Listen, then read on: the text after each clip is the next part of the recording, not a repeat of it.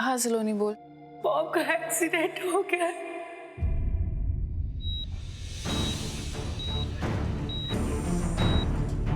साबो, Laila ma'am का accident हो गया आज सुबह। What? और बहुत चोट आई है उन्हें।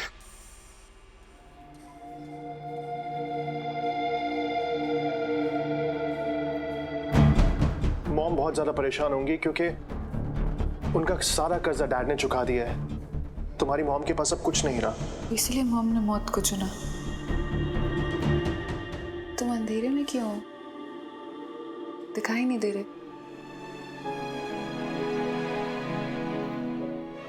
अब नजर आ रहा हूं।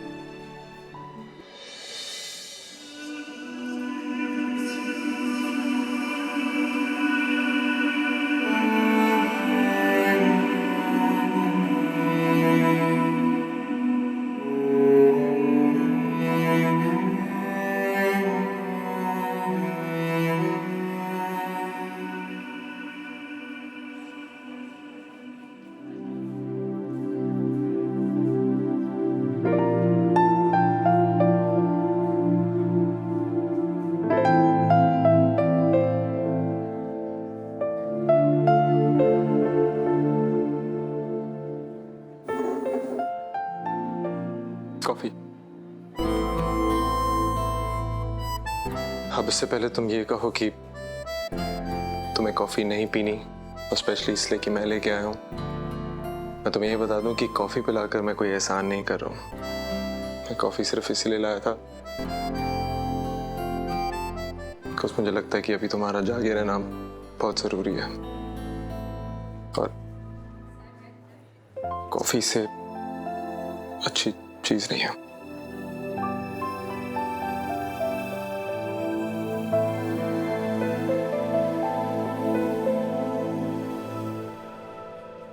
वैसे तुम मना करने वाली थी ना?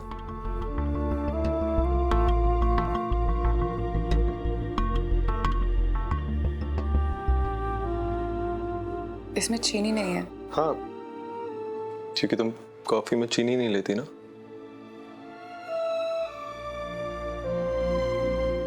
कैसे पता?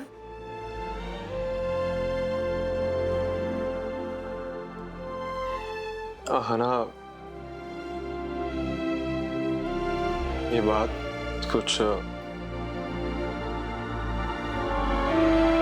1975 की है।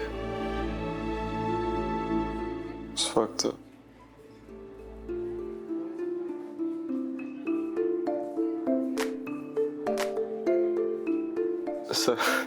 सलोनी ने मुझे एक बार बताया था कि उसे कॉफी में चीनी बहुत ज्यादा पसंद है, और तुम्हें बिल्कुल भी नहीं। मुझे याद रह गया।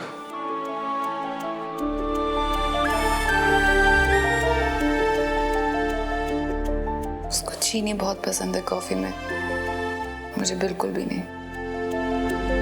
हम दोनों बहनें बहुत अलग हैं। लोगों को सरप्राइज होता है कि दो बहनें इतनी अलग कैसे हो सकती हैं, लेकिन हम दोनों में प्यार की कमी नहीं है। तुम्हें अब तक चीनी वाली बात याद है? मेरी याददाश्त बहुत अच्छी है।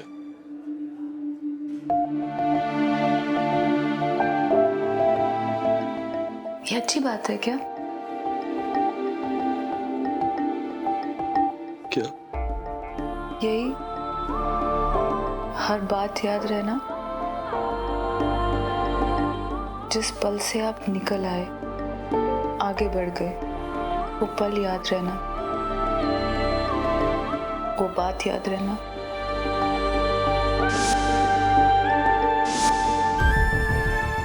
तो मतलब वो अभी भी आपके साथ चल रहा है, तो बीता कहाँ?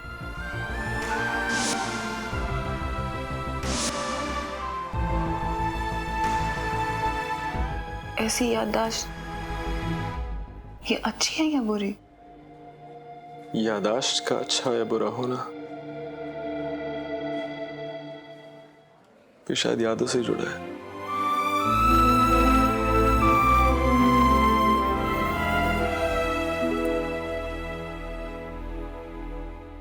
तुम हो कौन रोशनी? आई एम सॉरी, मैं जिस लड़की को जानता था तुम वो नहीं हो। नाराजगी हो सकती है, तुम्हारी बात सही हो सकती है, लेकिन आहना जी के लिए तुम्हारी नफरत इतनी बढ़ गई। यार लैला जी की हालत खराब है, ये बात तुम अनंत साहब से कैसे छुपा सकती हो? इतनी बढ़ गई तुम्हारी नफरत कि जिंदगी और मौत के बीच में तुम्हें कुछ दिखाई नहीं दे रहा। आई एम सॉरी, मैं अब इन सब में तुम्हारा साथ नहीं दे सकता। I am sorry. Karan, Karan, Karan, Karan, Karan, listen, मुझे ना आजकल कुछ पता नहीं है। मुझे कुछ समझ में ही नहीं आता। जिंदगी, नफरत, मौत, मैंने ये सब चीजें के बारे में सोची ही नहीं थी। मुझे उस वक्त ना सिर्फ एक चीज पता था कि मेरे डैड मेरे साथ हैं, सिर्फ और सिर्फ मेरे साथ। मेरे से गलती हो गई ना उसमें करण। कोई बात नहीं, मुझे खुशी है तुम्हें इस बात का एहसास तो हुआ। हाँ, एक काम करते हैं, वहां जाकर उनको देख के आते हैं। ओके।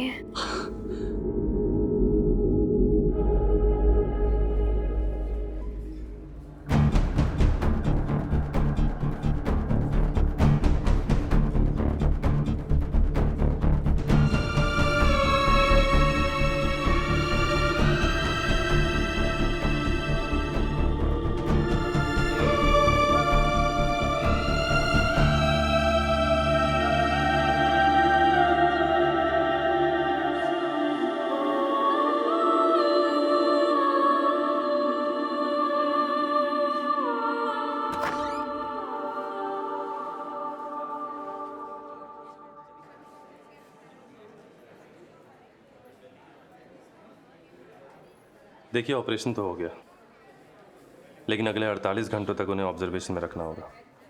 तब तक उनकी हालत के बारे में कुछ भी कहना ठीक नहीं होगा। डॉक्टर, यस, आप प्लीज एक बात साफ साफ बता दीजिए, मेरी मॉम खतरे से बाहर है या नहीं?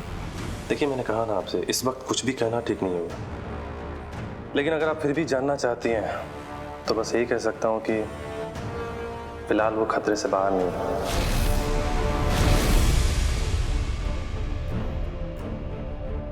अच्छा, आप बता सकती हैं आपकी मॉम कोई दवाइयाँ ले रही थी, किसी भी तरह की, ब्लड प्रेशर की दवाई, या फिर आपको कुछ पता हो उनका थायराइड का कभी टेस्ट हुआ हो?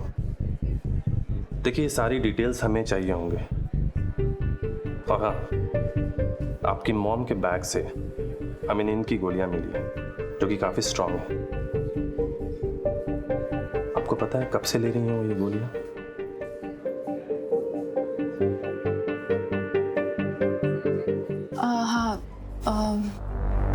मैं पता करके बताती हूँ। श्योर। एक मिनट, किट्टू को कॉल लगाती हूँ, किट्टू को पता होगा। एक मिनट। देख रहे हो उसे? हाँ?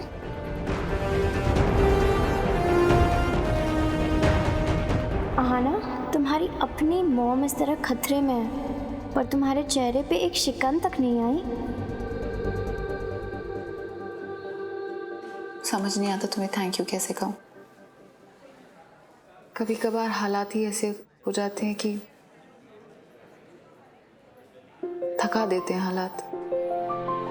हिम्मत ही नहीं रहती किसी चीज का सामना करने की। तुम मेरे साथ होते हो तो मुझे ऐसा लगता है कि अब मैं किसी भी चीज का सामना कर लूंगी। तुम मुझे सुकून देते हो, हिम्मत देते हो। आना, तुम परेशान मत हो। मैंने अस्पताल में इलाज की, खर्चे वर्चे की सबकी बात कर ली है, और सबसे ज्यादा जरूरी बात यह है कि डॉक्टर शिंदे से मैंने पर्सनली बात की है कि वो लैला का खुद ध्यान रखें। तुम सिर्फ अपनी मॉम का ख्याल रखो। इस वक्त उन्हें तुम्हारी और सलोनी की सबसे ज्यादा जरूरत है। तुम सबका ध्यान रखते हो अनंत। छोटी से छोटी बात तुम्हें याद रहती है।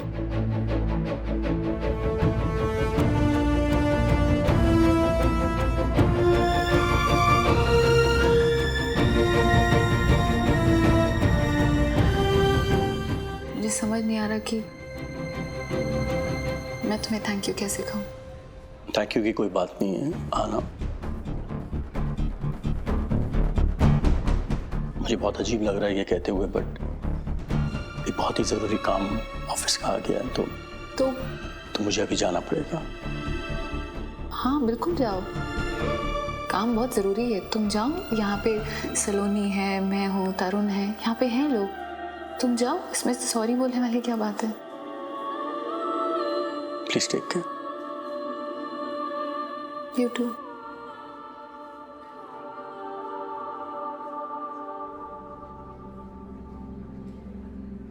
तरुण, तुम भी आनंद जी के साथ चले जाओ ना, उन्हें अकेला क्यों जाने दे रहे हो? यहाँ पे हम संभाल लेंगे, फिक्र मत करो। Sure? अच्छा।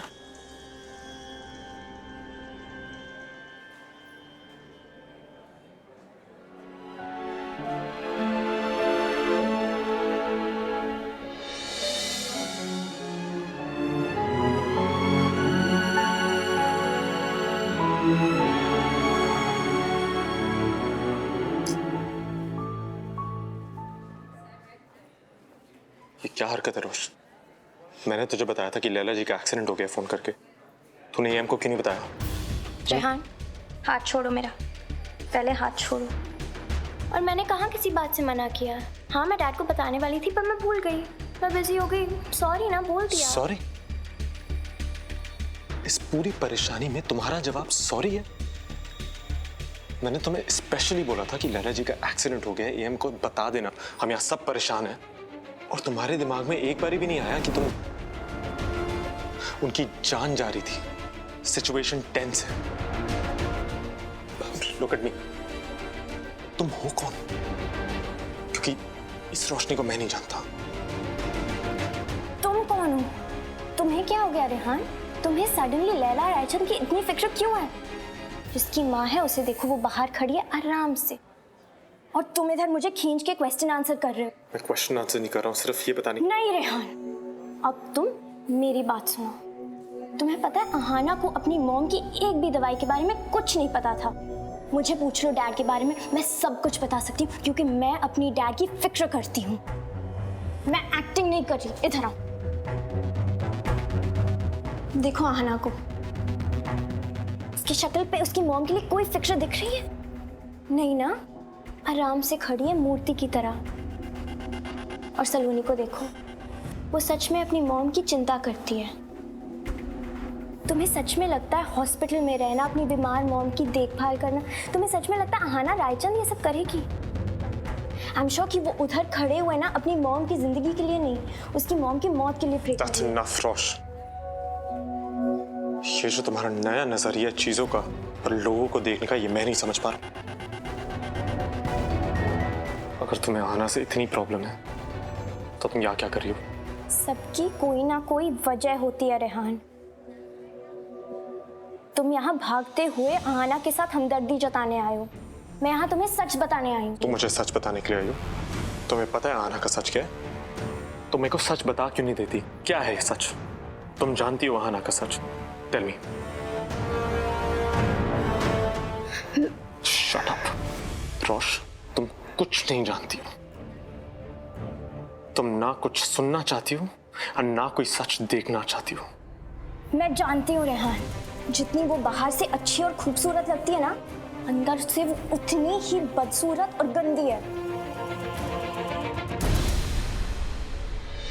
तुझे लगता है दुनिया में सिर्फ तू एक लौती लड़की है जिसकी जिंदगी में प्रॉब्लम्स है, जिसकी माँ से छिन गई है?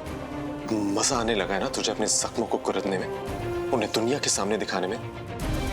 यही जख्म लेके ना तू भीख मांगती है ना, प्यार और हमदर्दी की।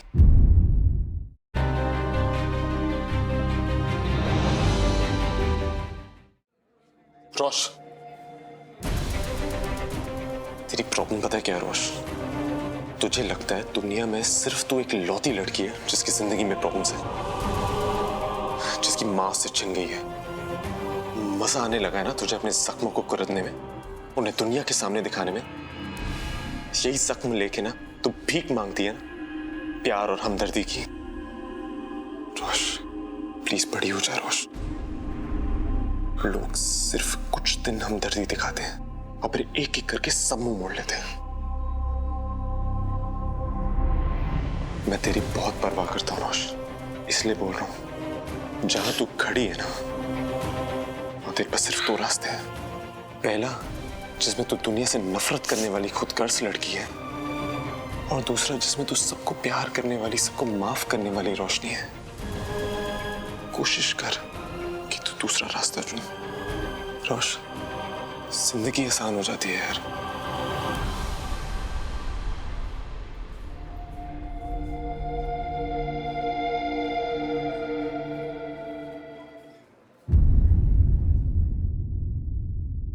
खबर आ रही है कि हाईवे के पास हुई इस दुर्घटना में लैला रायचंद को बहुत चोट आई है और उनकी हालत काफी गंभीर बताई जा रही है। हे भगवान, बेचारी लैला, भगवान करे वो खतरे से बाहर आ जाए। इस दुर्घटना को आत्महत्या से भी जोड़कर देखा जा रहा है। पुलिस कार्यवाही के बाद ही सारे तथ्य हमारे सामने आएंगे।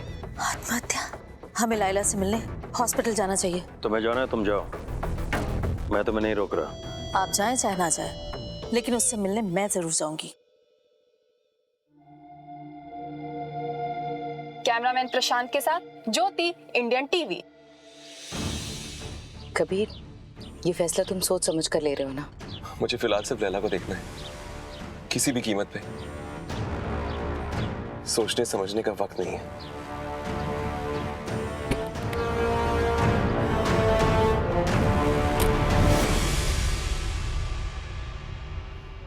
सलोनी, मुझे जैसे ही पता चला मैं फौरन चली आई। क्या देखने आई हैं आप? कि वो मर गई है, जिंदा है? कैसी बातें कर रही हो तुम? आज जिस साल में मेरी मॉम है ना, वो सिर्फ मिस्टर गुप्ता की वजह से सब कुछ छीन लिया उन्होंने मेरी मॉम से। उनको अपने ही घर से बेघर कर दिया, सिर्फ अपनी जीत के लिए। और आप पूछ रहे हैं कि ये कैसे हो गया? मैं नहीं जानती थी कि तरुण के साथ मेरी शादी का फैसला मेरी मॉम को मौत की तरफ ले जा रहा था, वरना मैं तरुण से कभी शादी नहीं करती। चुप हो जाओ, बिल्कुल चुप हो जाओ। इधर आराम से बैठो, इधर बैठो यहाँ। चुप हो जाओ, बिल्कुल रोना नहीं। सलोनी, तुम तो बहुत बहादुर लड़की हो और इस वक्त तो तुम्हें और भी हिम्मत से काम लेना है, लैला के लिए और अपने होने वाले बच्चे के लिए, है ना? देखो बेटा, जिंदगी में सबके बहुत मुश्किल के रास्ते आते हैं, लेकिन उन रास्तों को हम किस तरह से तय करते हैं, ये जरूरी बात है। और मेरी सलोनी तो बहुत बहादुर है, मुझे पूरा यकीन है ना? तो नो आंसू, सब ठीक हो जाएगा।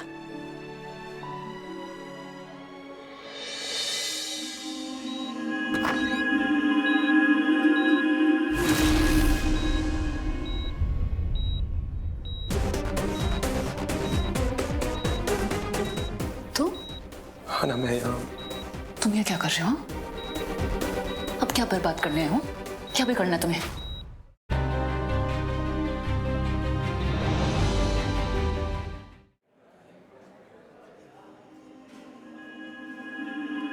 हाँ मिसेस राजन, देखिए पेशेंट को होश तो नहीं आया, पर आप जाके उन्हें देख सकती हैं। Thank you. Sure.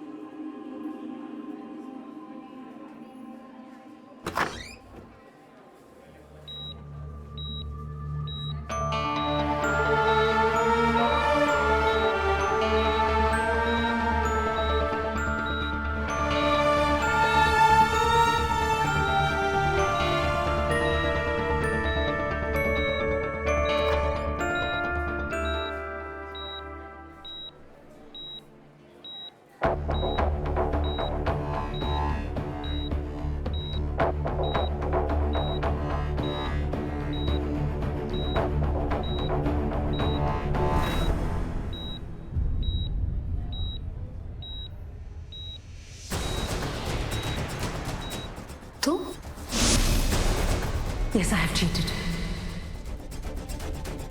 I've cheated on you, Rahul.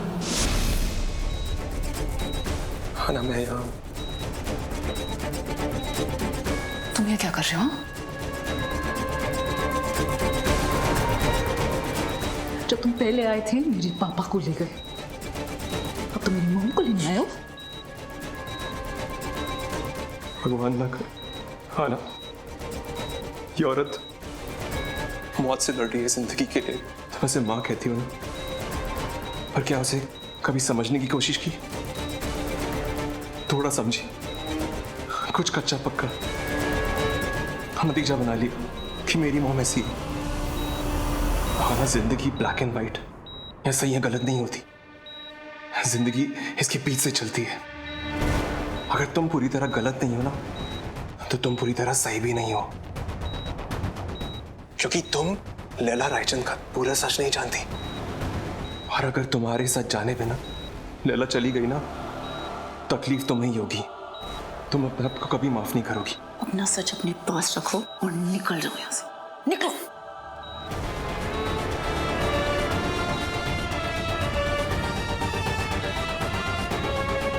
और अगर अपनी माँ का पूरा सच जानना हो ना, तो मिलना मुझसे।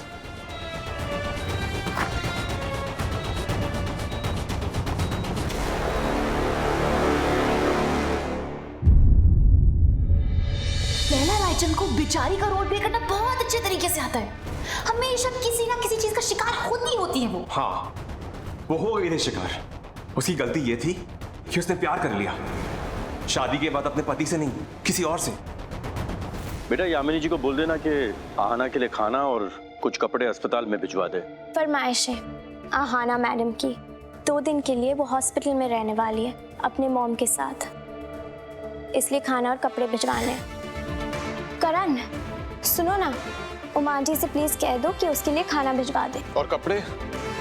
आहाना के कपड़ों की फिक्र करना मेरी हेडेक नहीं है रेहान। लैला रायचंद को बेचारी का रोल प्ले करना बहुत अच्छे तरीके से आता है। हमेशा किसी ना किसी चीज का शिकार होती होती है वो। हाँ, वो हो गई थी शिकार। उसकी गलती ये थी कि उसने प्यार कर लिया, शादी के बाद अपने पति से नहीं, किसी और से। बेटा यामिनी जी को बोल देना कि आहाना के लिए खाना और कुछ कपड़े अस्पताल में भिजवा दे।